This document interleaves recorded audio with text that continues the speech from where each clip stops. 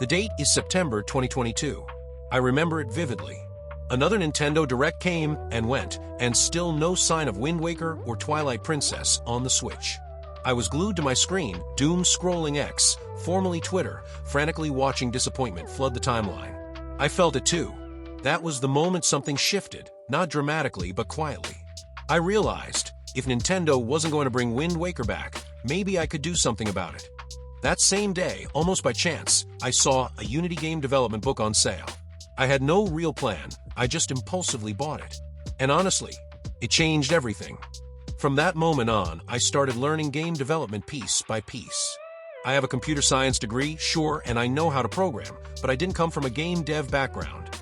I wasn't modeling characters in Blender or crafting gorgeous assets.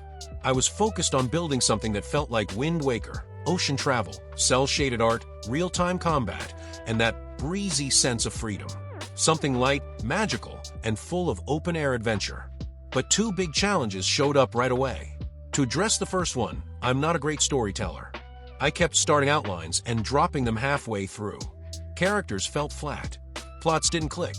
But after playing The Witcher 3 Wild Hunt and learning how The Witcher was adapted from a book series, and while watching House of the Dragon, I had a breakthrough. I realized I might be better at adapting stories into games than writing them from scratch. That sparked a fresh idea: connect with an indie author whose work had truly resonated with me. The hope was that they'd be excited to see their story reimagined as a game.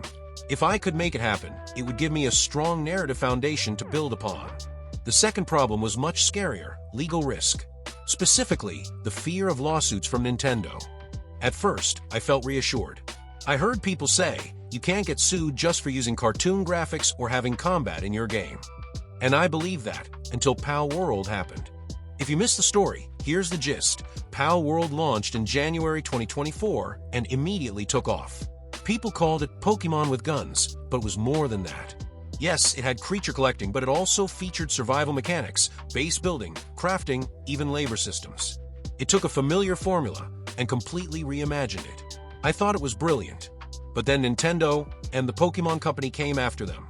In September 2024, they filed a lawsuit against Pocketpair, the developers of Palworld, claiming the game violated patents, especially around creature capturing and riding. Pocketpair didn't even know which patents they were being accused of infringing. But under legal pressure, they started rolling out changes. They removed the creature summoning mechanic, which resembled throwing a Pokeball. Later, they had to modify how gliding worked, replacing creature-assisted flight with a generic glider item. All of this, just to stay out of further trouble. And let's be clear, Pocketpair isn't a billion-dollar publisher. It started as a one- or two-person team, devs with a bold vision. They didn't steal assets. They didn't clone code. They built something original that clearly drew inspiration from Pokémon, but took it somewhere new. Personally, I think Palworld is an evolution of Pokémon. It modernized and expanded on that idea in meaningful ways. But now they're caught in the crosshairs of one of the most powerful IP holders in gaming. And that's terrifying. Because if a game as distinct as Palworld can be targeted, what chance do the rest of us have? What does it mean for indie devs like me? That's why I believe every gamer, and I mean every gamer, has a moral obligation to stand with Pocketpair.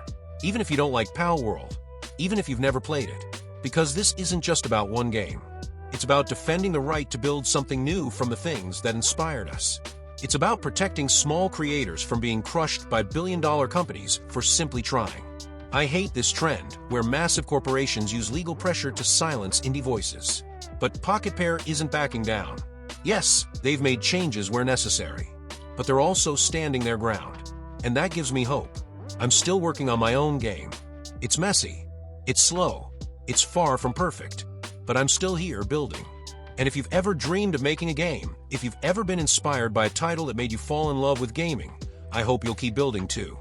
And I hope you'll stand with the people fighting to keep that dream alive for all of us. Thanks so much for watching, and for making it all the way to the end. If this story resonated with you, even a little, consider leaving a like and subscribing. It costs you nothing, but it helps a ton.